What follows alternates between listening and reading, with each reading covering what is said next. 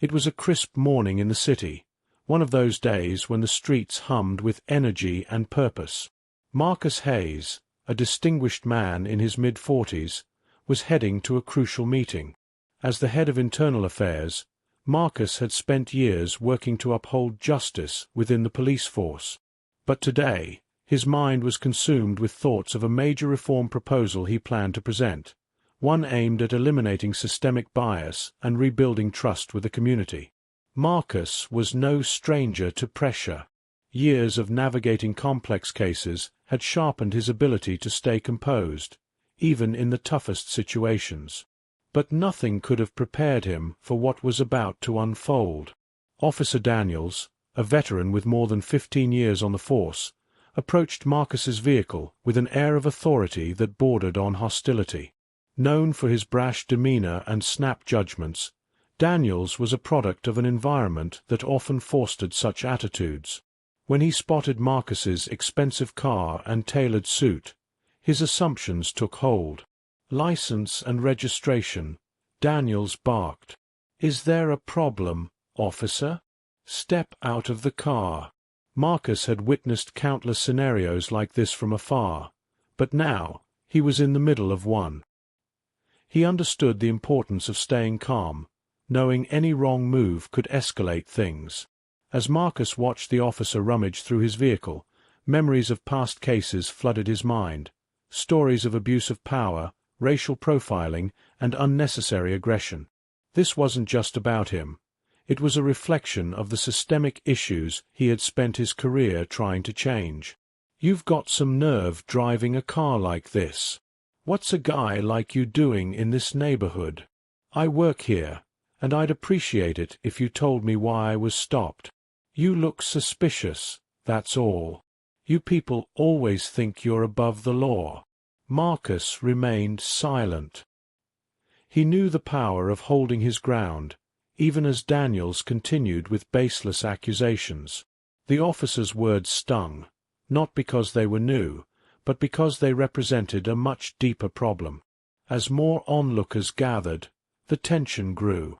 A young man in the crowd began recording the incident on his phone, and murmurs rippled through the crowd, questioning the officer's behavior. Marcus could feel the weight of the stares and the tension in the air. This moment wasn't just about him. It was about everyone who had ever found themselves in his position. He resolved to handle it with dignity, understanding the impact it could have. Finally, Daniels found a reason to arrest Marcus, claiming his vehicle matched the description of one involved in a recent crime. "You're under arrest. Turn around and put your hands behind your back." Marcus, keeping his composure, complied but spoke calmly.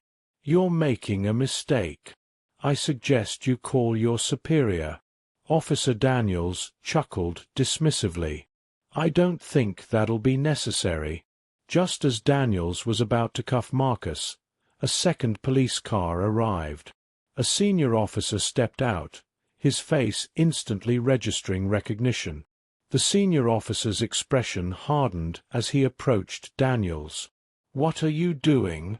Daniels, looking confused, began explaining his fabricated story, but the senior officer cut him off sharply. "Release him now." "But, sir, do you have any idea who this is?"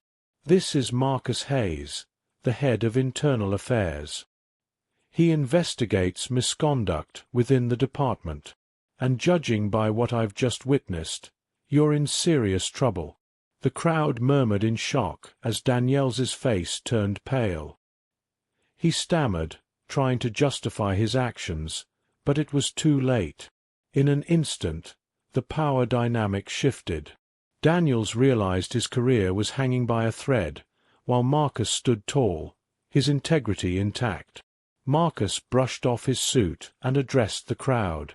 "Thank you all for witnessing this. Change starts with accountability, and that's exactly what's going to happen here." Marcus knew this incident wasn't just a personal affront. It was an opportunity to spark real change in a system desperate for reform. He made it his mission to ensure moments like this became catalysts for progress. The incident marked a turning point, not only for Daniels but for the entire department. Marcus's unwavering composure and dedication to justice became a beacon of hope, proving that even in the face of adversity, integrity can lead to meaningful change. Share your thoughts in the comments below. And if you enjoyed the video, please consider subscribing to my channel. I pour my heart into crafting stories like this for you, and your support is what helps me keep going. I appreciate having you on this journey.